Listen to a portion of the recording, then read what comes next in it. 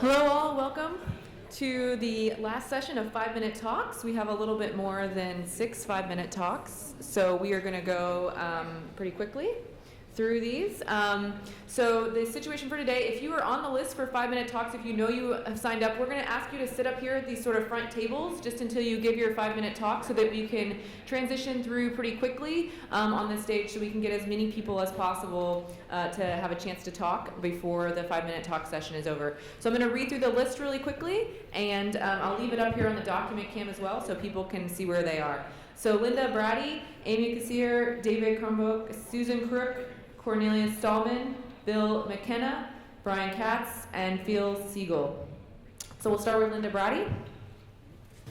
So it's been a great conference, right? Yeah. So the opening plenary, it was either Eric or David, I don't remember which one, mentioned the National Calculus Study, the MAA's National Calculus Study. And so I wanted you to know about, can you put this up, please? We have a notes volume that will be ready in time for MathFest. And it's called Insights and Recommendations from the MAA National Study of College Calculus. It could have been a little longer, but so this is what the cover looks like. And the editors are the PIs on the project, David, Chris, Vilma. And I wanted to show you the table of contents. And so we also have, and so this is related to a new 5-year grant that we got from the NSF to do sort of a part 2 of this. So it's going to span, instead of just looking at Calculus 1, it's going to span pre-calculus through Calculus 2. And we actually have, there are sort of 7 features that we identified as being present in the more successful calculus programs in the first study. So we're looking to see how many of those are evident in or present in these, you know, the full sequence and that sort of thing. And so the reason I want you to know about that is because there's a survey that we sent out a few weeks ago, and there are several of you here that Chris Rasmussen and I emailed yesterday and said, could you help us nudge your chair or maybe say, let me help fill out the survey, because there are several institutions that still haven't responded, and it would be really great to have at least the first 2 parts of the survey done by as many institutions as possible. That's what made this study possible. We did a national survey, and there were a lot of institutions who responded and helped us out. So it would be great if you could do that. And if you do, we'll send you your own personal copy of this notes volume. So hopefully that's enough of an enticement for you. So Chris, is Chris in here? I don't know if you guys know Chris. If you want more information, you can talk to either one of us before we leave today. Thank you.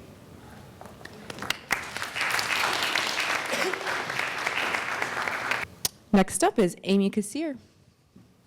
Hello, this is actually like a 1-minute talk, so my situation is this. I get to be involved, I'm not sure exactly how involved, in our annual instructor training. I teach at the U.S. Naval Academy, and we have a bunch of, PhD, civilian PhD mathematicians who are there for, tenure track, regular sort of position. That's about 2/3 of our department. And then we have officers, and we have some who are what's called a permanent military professor. They've gotten a PhD, and then they come and they spend the rest of their Navy career at the Naval Academy, and so they act a lot like the civilian PhD professors. And then we have a lot of instructors who are roughly lieutenants, who a lot of them are our former students who graduated, and then they spend 3 years out in the fleet, and then they come back and teach for us. They've never taught before. Some of them have a master's degree, but a lot of them don't. Some of them, their background is in engineering and not in mathematics. So we have and also some of them arrive like a week before classes start. So we have to get them sort of up to speed on just how to teach calculus, and they pretty much all teach Calc 1. So we have to get them up to speed on how to teach Calc 1 really quickly. And this has always been the sort of, okay, here's the book and here's the syllabus, and now we spend a couple of days of training time with the the instructors taking turns getting up and presenting the material to an audience, and the audience is volunteers from the department who will come and sit in the classroom and watch what they do and then give them feedback and stuff. And so I can have some input this year in helping with this program, and I'm looking for suggestions about what can we do. I feel like by setting it up this way, we are locking people into a lecture model kind of right away. And I would love to have ways of breaking out of that, and I'm not sure whether that's possible. But anyway, so ideas that you have about things that I could do would be appreciated. You wrote a book on his calculus course that he took in 1956 that includes the problem set, the syllabus, and everything else that you would find necessary.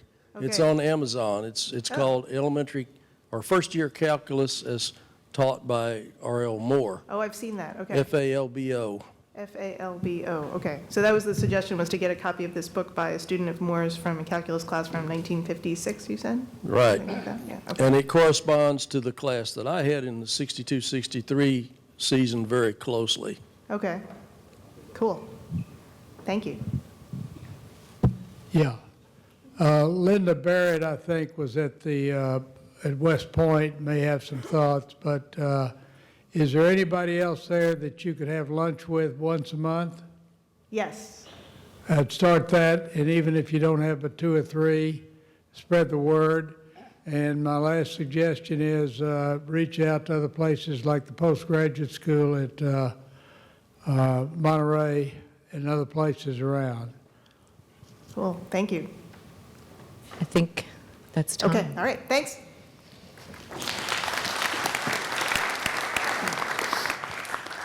David Crombeck, is he here? David Crombeck is not here. Okay, then Susan Crook.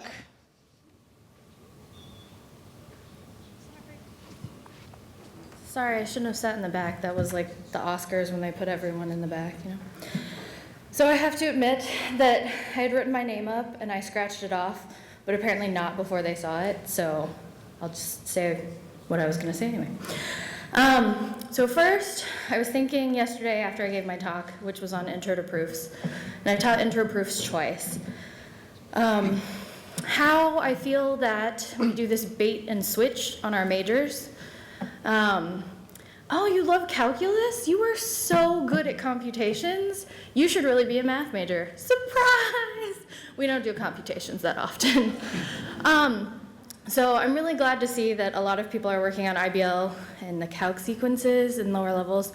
I think that gives them a feeling beforehand, and I've also been very surprised with both students who were very good at the computations and you thought they were good at math, but it turns out they were really good at reading a specific type of word problem, and the opposite. Kids who couldn't do calculus very well because it's too computational, but then they can think very abstractly and they come up with really cool ideas.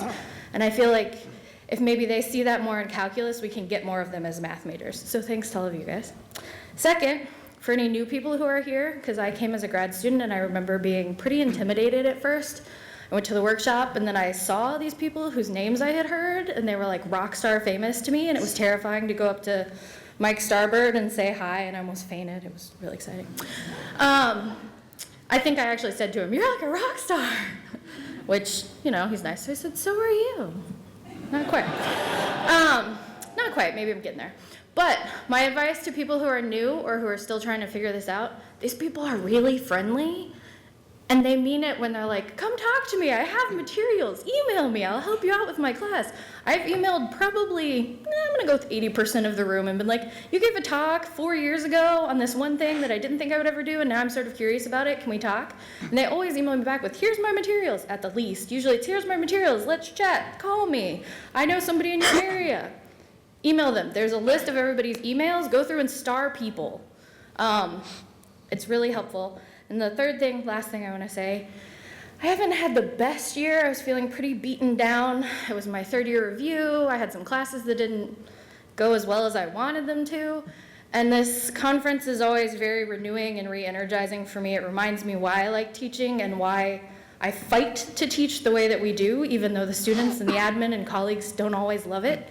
And I was worried that this year wouldn't be, but it has been. So thanks everybody for always being energizing and confident and supportive. I appreciate it.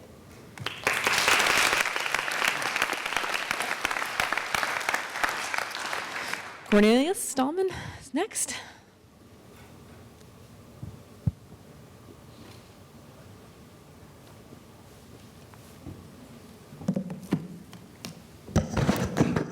So what am I talking about, Harry?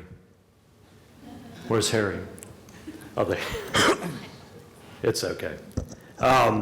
So I found out recently that I'm an old timer.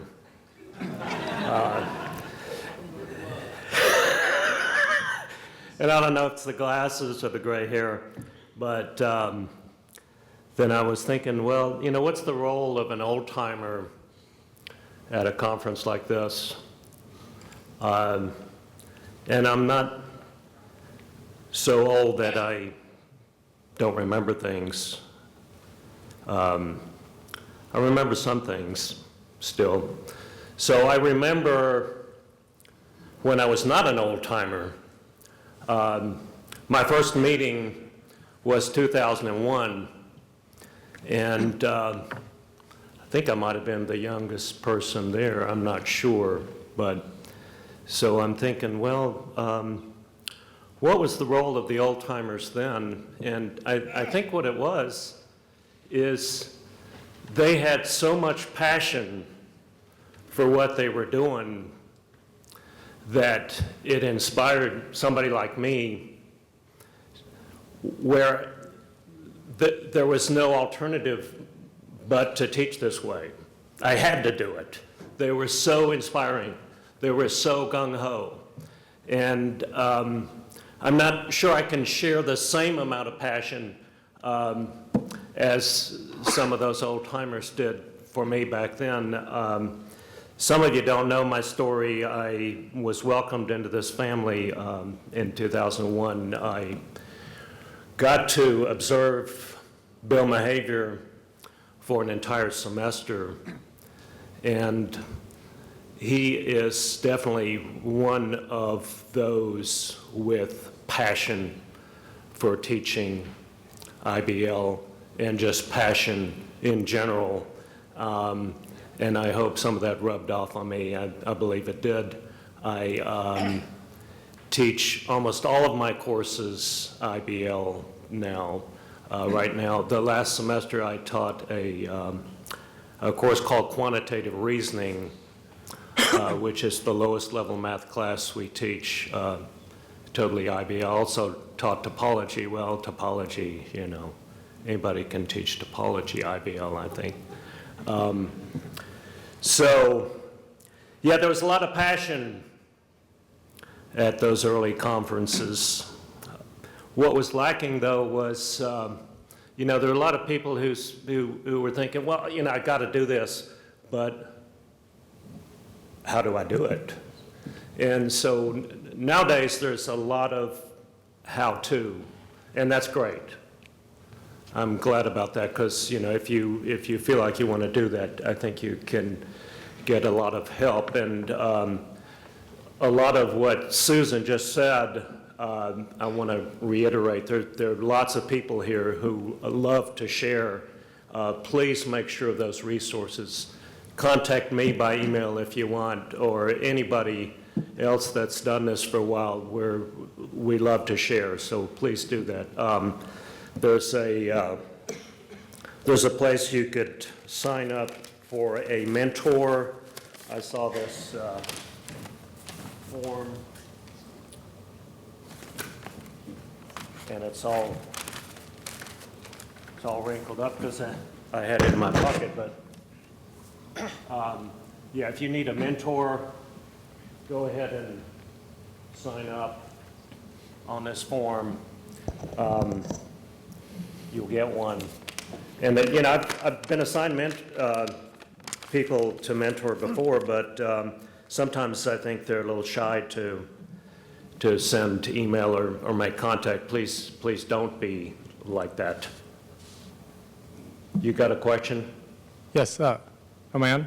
Okay, hi Cornelius. Thanks for mentioning the AIBL mentoring program. We also have a web form, which is even easier for us. If you go to inquirybasedlearning.org, there's a mentoring link, and you can fill out an online form, and we get emailed right away, and we can get in contact with you. The paper forms are fine, and thanks for mentioning it, Cornelius. And we also have an online. We're moving forward with technology finally, so we have a paperless version as well. So yeah, please make sure you take, make yourself, use all the resources that this room provides. There's lots of them. And one other thing, I think I'm about out of time.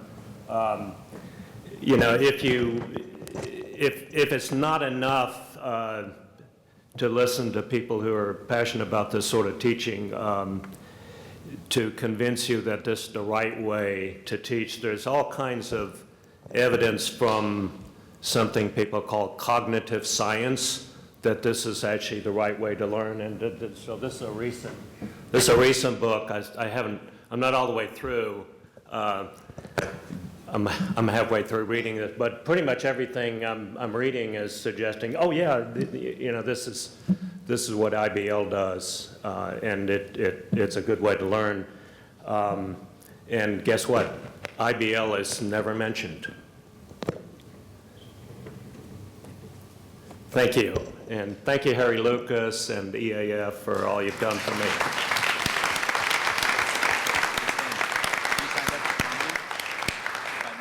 Bill McKenna is next.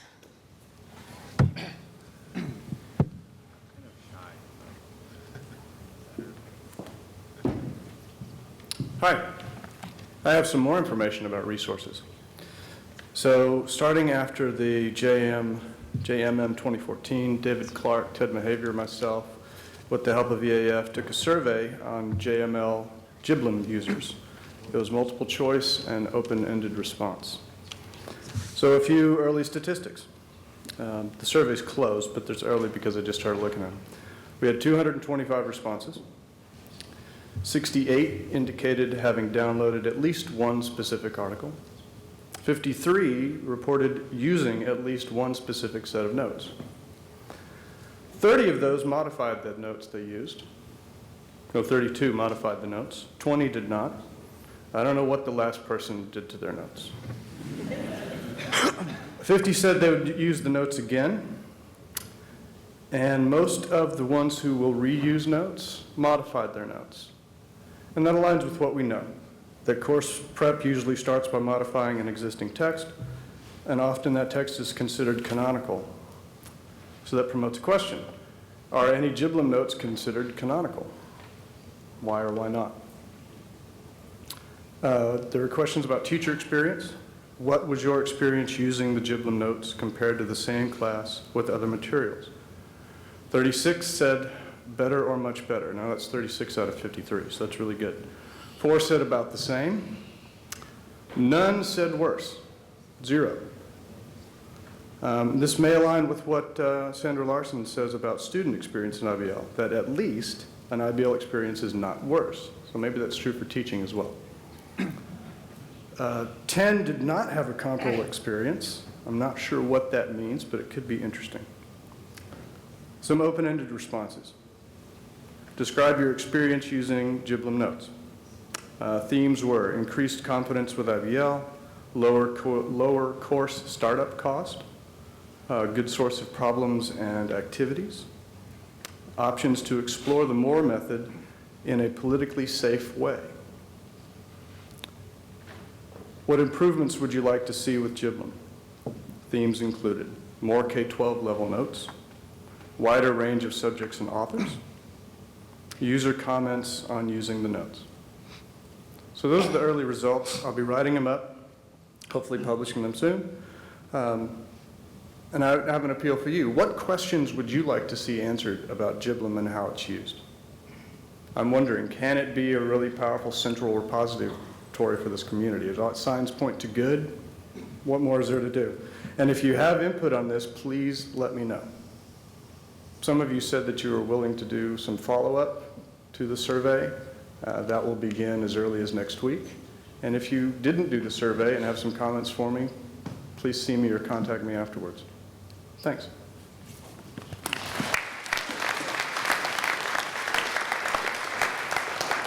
Brian Katz, next. Are you going to use that?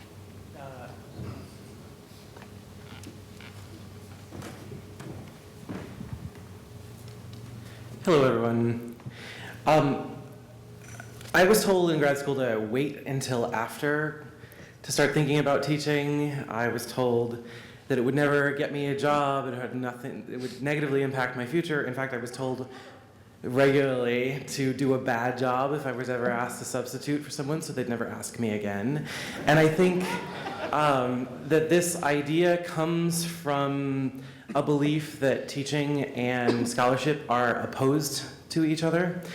And while I do think the academy should think about other versions of tenure where you don't have to do all things for all people, but you can still be valued by your institution, I'd still like to claim that the teacher-scholar model makes sense. And so just a couple of really short thoughts about that. I didn't get a lot of support in thinking about how to be a researcher as a graduate student, but trying to teach my students to inquire, trying to teach them the processes of doing mathematics is where where it came to the surface for me. That's where I really sort of figured out what it was, and it made me a better researcher as a result. I am also students ask me weird questions in class. Oh, that's a question I might explore as an algebraic geometer. And another big component for me at a small liberal arts college is I'm essentially training a cadre of like a research cohort or a research studio. All the students who have worked with me are students who have taken classes with me, find similar questions interesting, and know what it means to do this kind of work because we've been spending some time together. Some of these ideas come from a book I read, and so I want to recommend this one.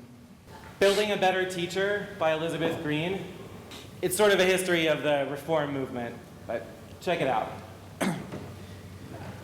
So the final point is, for me, also at a small liberal arts college that values scholarship of teaching and learning and also a scholarship about actual education scholarship, the way I sustain being active scholarly is that I'm asking research-like questions or research questions about my students in the classroom every day while I'm teaching.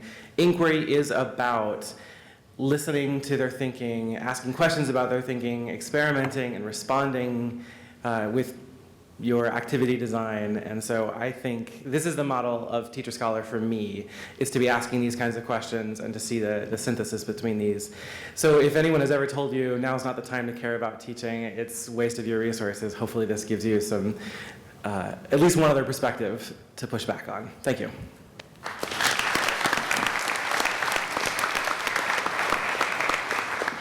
Next up, we have Phil Segel. Hello, I'm the co-founder of a nonprofit called mathhappens.org along with my wife, Lauren Segel. And one of the key tenets of why we founded it is it strikes us that inquiry-based learning in mathematics is something that should be happening over a whole lifetime, not just when you're in a classroom setting. And so, we founded mathhappens.org to really promote lifelong mathematics literacy by providing math in places where you least expect it, in moments when you least expect it, that kind of surprises and delights and empowers people to actually not hate math as much as maybe some of them do. And so specifically, we work with other nonprofits to help that are not mathematically oriented to bring math to their exhibits and to the things that they do. So let me give you a few specific examples of some things that we've done. We've worked with the Ransom Center, which has a very large, here in Austin, a very large Lewis Carroll exhibit. And for those of you who know about Lewis Carroll, he was actually a mathematician before he was an author. And so there's a number of puzzles and ciphers that he built over the course of his career. And so Lauren worked with the Ransom Center to set up a teaching area where kids and families can come in and play with those puzzles and learn the things that were clever about what Lewis Carroll did. And watching the kids play with those and work with those is a true great experience. But I think if you told them that they were coming in to do math, everybody would run away. And so the surprise element is really a big part of that. She worked with Pioneer Farms, which is an old-timey town here in the Austin area. They had set up a whole old-time town, and in the school house, put an old mathematics teaching textbook where kids could actually go up and do some of the problems in the textbook while they sat in the schoolhouse in the context of this whole Pioneer Farms. Very clever, I thought. We worked with the Wildflower Center to work with them on setting up some education around Fibonacci sequences in nature. And so if you go to the Lady Bird Wildflower Center here in Austin, you'll see some of the Fibonacci stuff just placed in different places around the Children's Play Center so they can learn about numbers. And then finally, one that I thought was really cool, and here in Austin, there's an old cemetery called the Oakwood Cemetery, who's had very big problems with the tombstones leaning. And so she created a protractor and plumb line where kids could go on Family Day and actually measure how much are the tombstones leaning. And so, you know, obviously you didn't expect to show up to the Oakwood Cemetery to do math, but they all did. And so, you know, what we're really seeing is if you surprise people with math and you give them a way of engaging and being empowered, sometimes they'll actually dig in. If you tell them that you're doing it, maybe not so much. But, you know, even people, you know, our age, I just had my 50th birthday, can still learn and still do math. And so my only plug is, you know, if you know any nonprofits that want help or you think there would be some great ideas, we have materials, we have ideas. We're an operating foundation, which means we'll work with them to do this and fund it. And so what could be better than math for free? And that's what you can tell them, and you can contact us on our site, mathhappens.org, and you know we'll help the organizations bring math to what they do.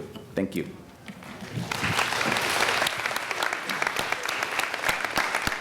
One more quick. Chris Rasmussen is going to do a quick, right? All right. Right, so I just want to tell people about a new journal. It's published by Springer. It's called the International Journal of Research in Undergraduate Mathematics Education. And if you go to the website, here we go.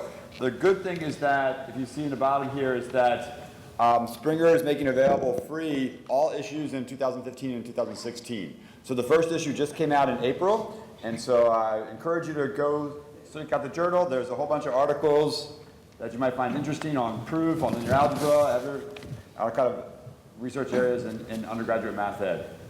So there's another resource for people in the community. Thanks.